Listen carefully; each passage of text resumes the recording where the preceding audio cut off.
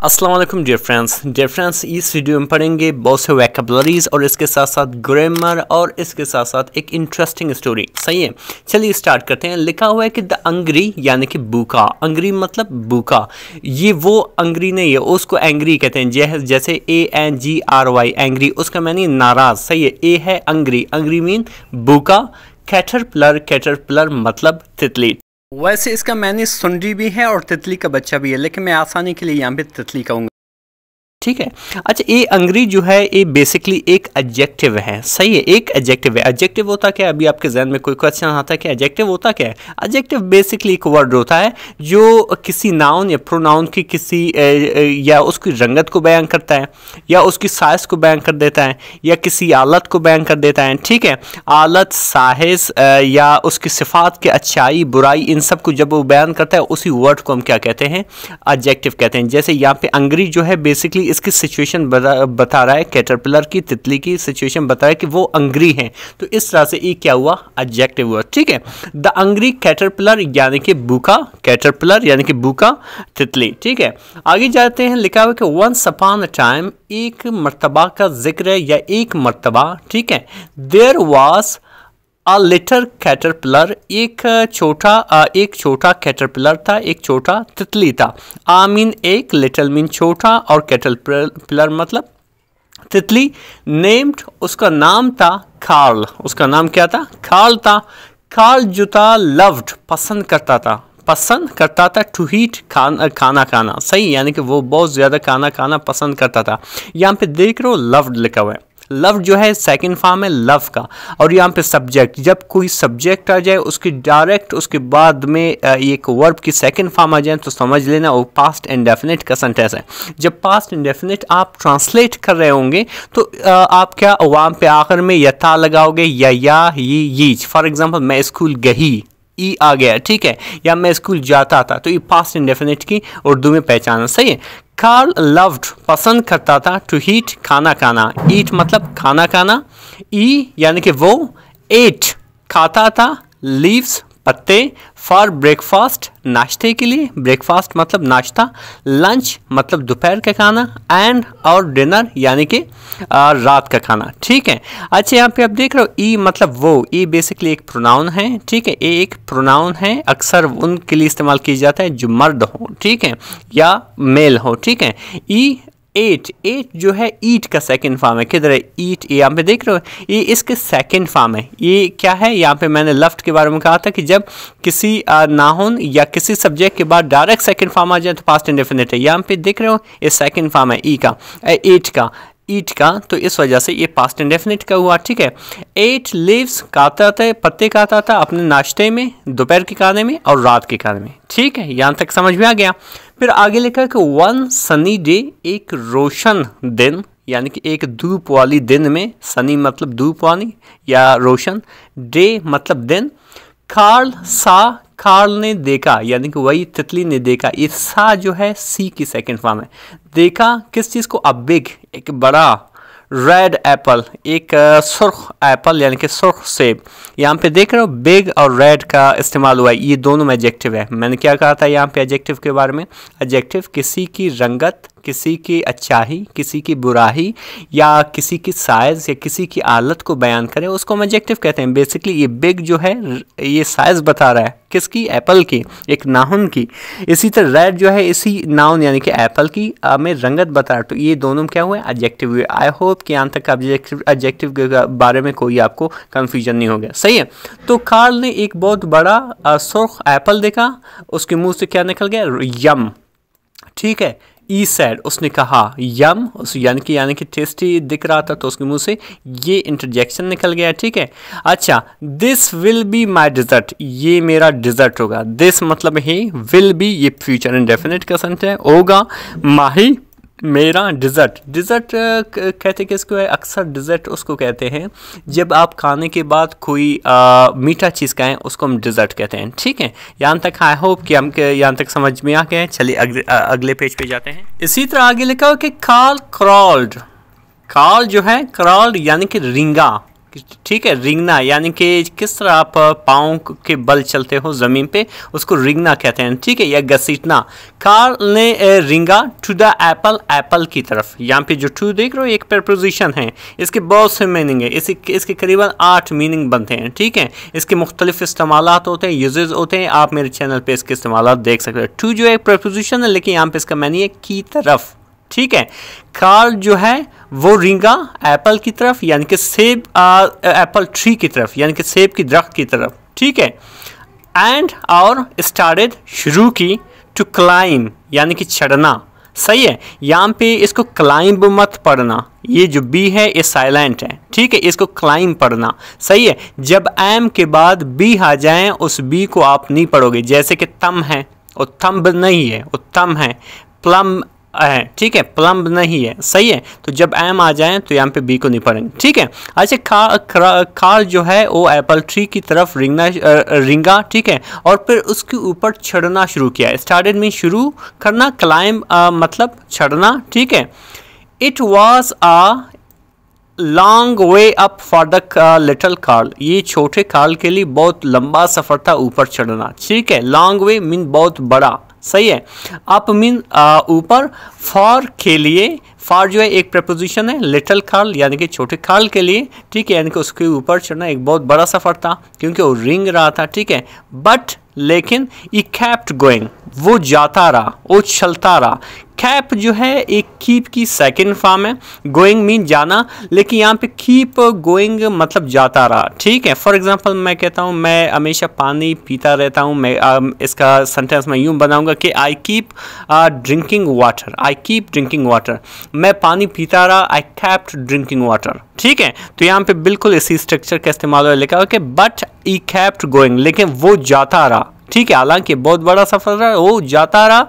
Finally bill आखिर, ई यानी कि वो, इसके बारे में मैंने बता दिया, वो रीच्ड पहुंच गया, ठीक है। रीच्ड जो है रीच की सेकंड फॉर्म है, ये भी पास्ट इंडेफिनिट का है, ठीक है। ई रीच्ड यानी कि पहला ये सब्जेक्ट है, फिर वर्ब की सेकंड फॉर्म में पास्ट इंडेफिनिट हुआ, वो पहुंच गया द एप्पल, एप्पल के पास, सेब के पास, ठीक है।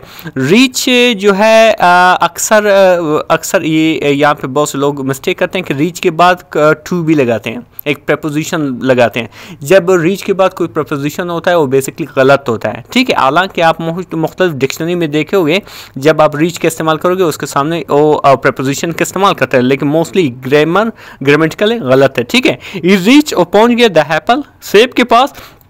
इट टुक उसने लिया, मतलब एक, बिग बड़ा, बाइट यानी कि बहुत से एक टुकड़ा लिया, ठीक है। बाइट यानी कि दांतों से लिया हुआ टुकड़ा, ठीक है, उसको बाइट कहते हैं।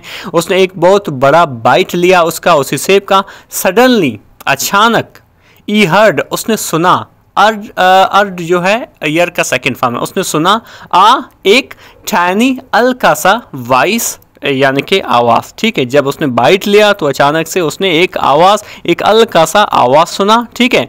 फिर क्या हुआ, उस आवाज़ में कह रहा था कि हे यानी हे दैट्स माई एप्पल, ये मेरा एप्पल है, दैट्स माई एप्पल यानी कि ये मेरा एप्पल है, ठीक है। आई होप कि यहाँ पे समझ में आ गया। यहाँ पे जैसे देख रहे हो एक नया करैक्टर आया है, ठीक है, जो कह रहा है कि ये सेब मेरा है जो आपने खाया है, ठीक है। चलिए अगले पेज की जानिब। ये सुनकर कार्ल लुक्ड अराउंड, कार्ल ने इधर उधर देखा, लुक्ड मीन देखा, अराउंड मीन इर्द गिर्द, ठीक है। एंड और सा देखा, इस सी का सेकेंड फॉर्म है, सी मतलब देखना, सा मतलब देखा।